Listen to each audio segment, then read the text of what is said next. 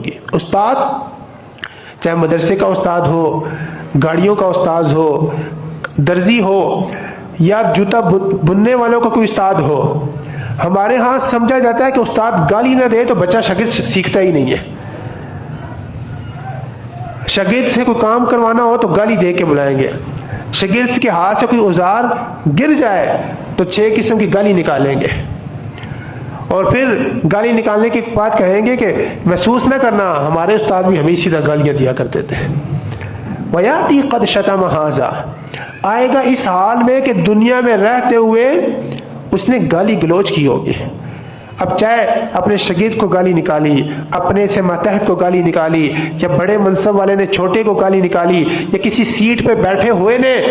اپنی سیٹ کا ناجائز فائدہ اٹھاتے ہوئے کسی مسکین کو گالی نکالی، قیامت والے دن وہ غریب ہوگا۔ فرمایا میری امت کا غریب وہ شخص ہے وَقَذَفَ هَذَا، دنیا میں رہتے ہوئے اس نے کسی پر تہمت لگائی ہوگی،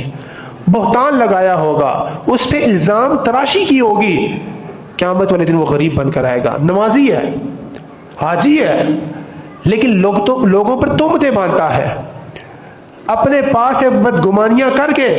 لوگوں کے بارے میں عجیب عجیب باتیں کرتا ہے، لوگوں کے خلاف باتیں بناتا ہے، یہ تہمت ہے۔ آج کا سوشل میڈیا کا دور ہے، کسی کے خلاف پوسٹ آتی ہے، کسی نے کسی پہ الزام لگا کر پوسٹ بنائی، ہمارے پاس وہ پوسٹ آئی، ہم نے تحقیق نہ کی، اس کے متعلق جرح نہ کی، اور ہم نے بغیر تحقیق اس پوسٹ کو آگے شیئر کر دیا، تو اس بہتان میں ہم بھی شریک ہیں،